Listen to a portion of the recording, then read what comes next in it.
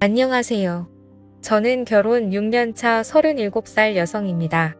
저는 결혼 6년이 다 되도록 아이가 없습니다.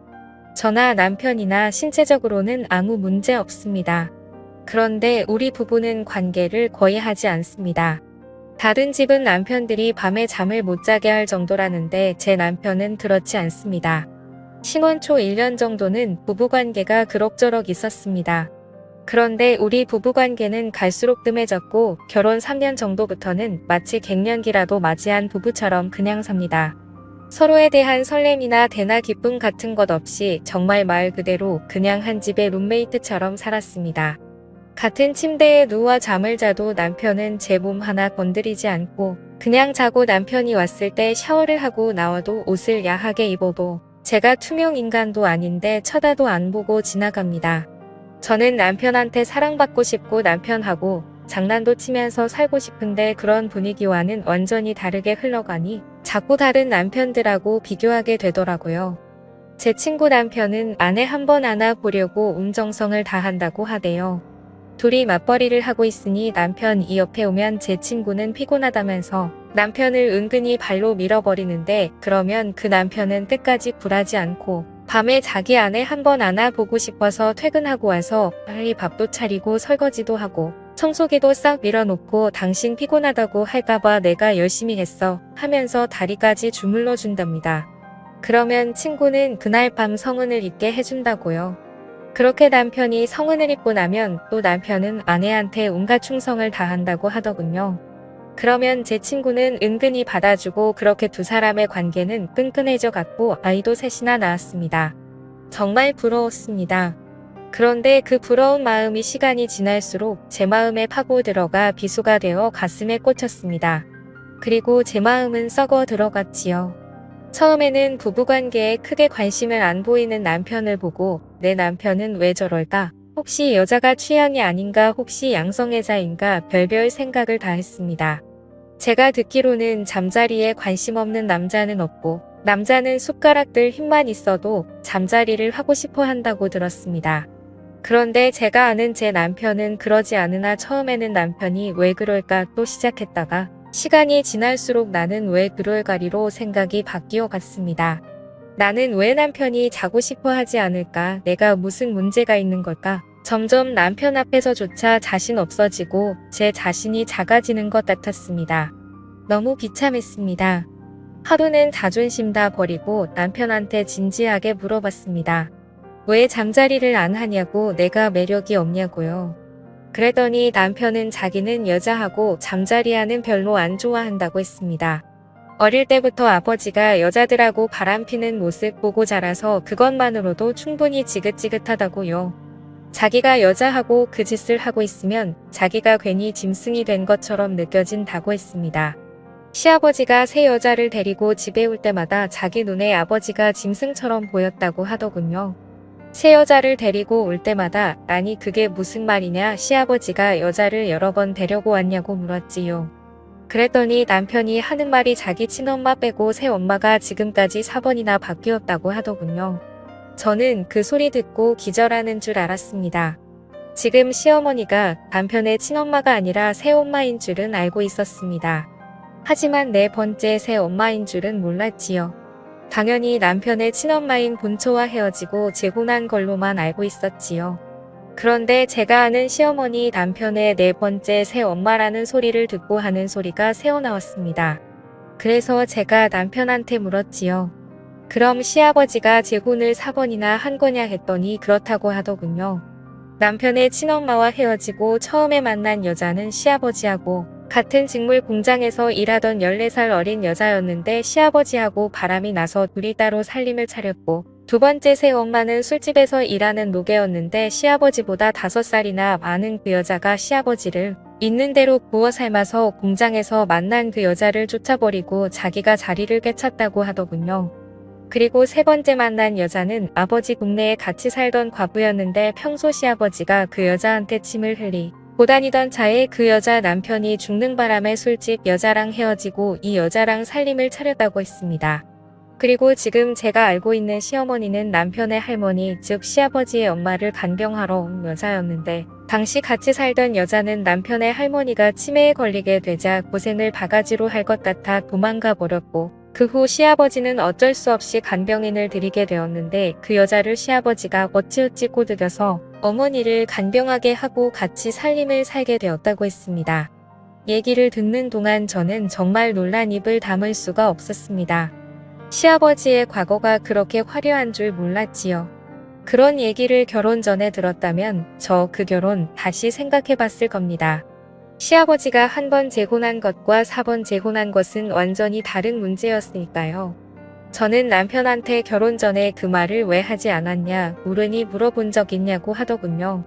그리고 그게 뭐 자랑이라고 여기저기 떠벌리고 다니냐고 했습니다. 저 정말 충격받았습니다. 아무리 지나간 일이고 말해서 좋을 게 없다고 해도 이건 말해야 하지 않았나 하는 생각이 들더라고요. 왠지 속아서 결혼했다는 생각이 떠나질 않았지만 지금에 와서 어쩌겠나 싶었지요. 새어머니 이야기는 정말 충격적이었지만 그 얘기를 듣고 나니 남편의 이상한 행동이 어느 정도 조금 이해가 되긴 했습니다. 어릴 때 부모가 관계하는 모습을 보면 그 충격이 오래 간다고 하던데 어쩌면 남편은 그 모습을 본 것일 수도 있겠다.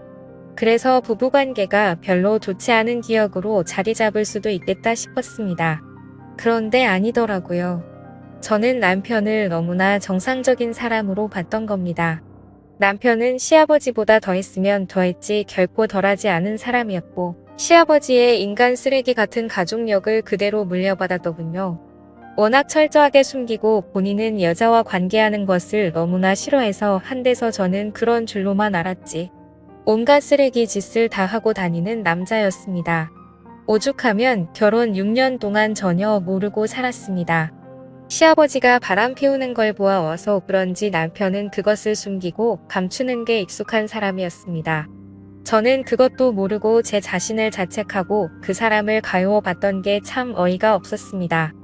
하지만 꼬리가 길면 밟힌다고 결혼하고서부터 계속 이어진 더러운 짓이 언제까지고 감추어질 수는 없는 일이었지요. 남편은 중견기업에서 근무 중이며 사주 3교대 근무를 하고 있습니다. 아침 8시부터 4시까지 근무하고 하루 쉬고 오후 4시부터 자정까지 근무하고 하루 쉬고 자정부터 아침 8시까지 근무하고 이틀 쉬는 이런 시스템이다. 같은 방에서 잘 때도 있지만 늦게 들어오는 날에는 남편은 다른 방에 가서 잘 때도 많습니다. 저도 일을 하고 있고 다음날 아침에 출근해야 하니 저를 배려해서 다른 방에 가서 잔다고 했습니다.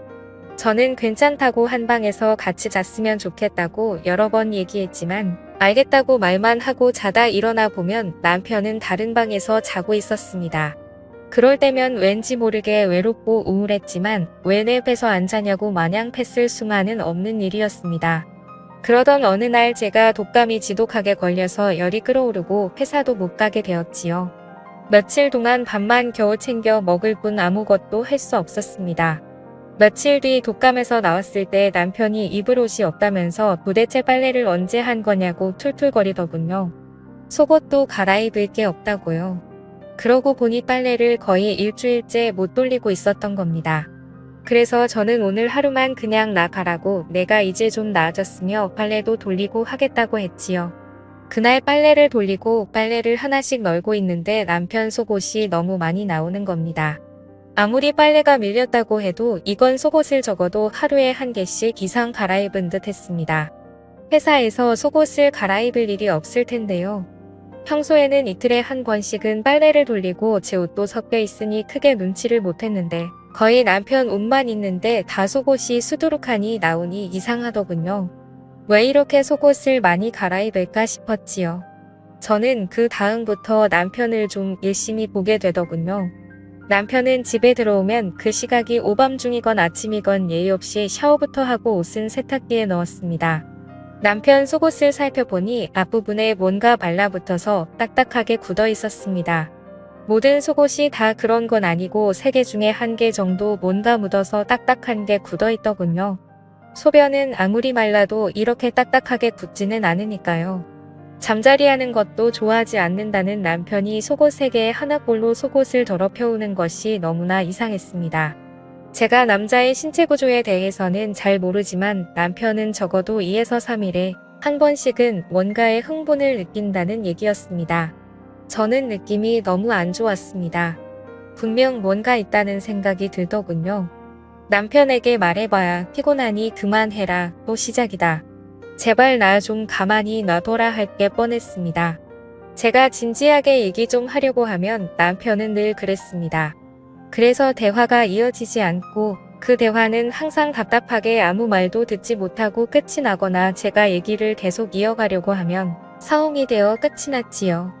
저렇게 얘기를 피하는 이유, 저와 잠자리를 하지 않는 이유, 그리고 속옷이 더럽혀져 오는 이유 모두 같은 이유가 아닐까라는 생각이 뒤늦게서 들더군요. 틈틈이 남편의 가방, 외투 그리고 차를 살펴보았습니다. 안녕하세요. 저는 결혼 6년 전입니다. 가방과 외투에서는 아무것도 발견하지 못했고 남편의 차 운전석 아래에서 작은 손가방을 하나 발견했는데 그 손가방 안에서 먹는 약과 큐브 연고 같은 것이 있었습니다. 하나는 비아그라였고 그나는 뭔지 몰라서 인터넷으로 찾아봤습니다. 그것은 이름은 처음 들어보는 것이었는데 설명서를 읽어보니 한마디로 바르는 비아그라더군요. 뒤통수를 3개 맞은 듯 정신이 혼미하고 온몸에 맥이 탁 풀렸습니다. 내 앞에서는 매일 피곤하고 관계하는 것을 안 좋아하고 그런 게 밝혀지면 자신이 짐승 같다고 한 사람이 먹고 바르면서 도대체 어디서 무슨 짓을 하고 다녔던 건지, 지금까지 내가 버은 사람은 누군지, 이 사람 도대체 어떤 사람인지 몸 한 가지 생각으로 머리가 터져버릴 것 같았습니다. 저는 남편이 낙극물을 하고 들어온 날 은근히 다가가 봤습니다. 남편의 반응은 똑같았습니다. 피곤하다. 나 이런 거 별로 좋아하지 않는다.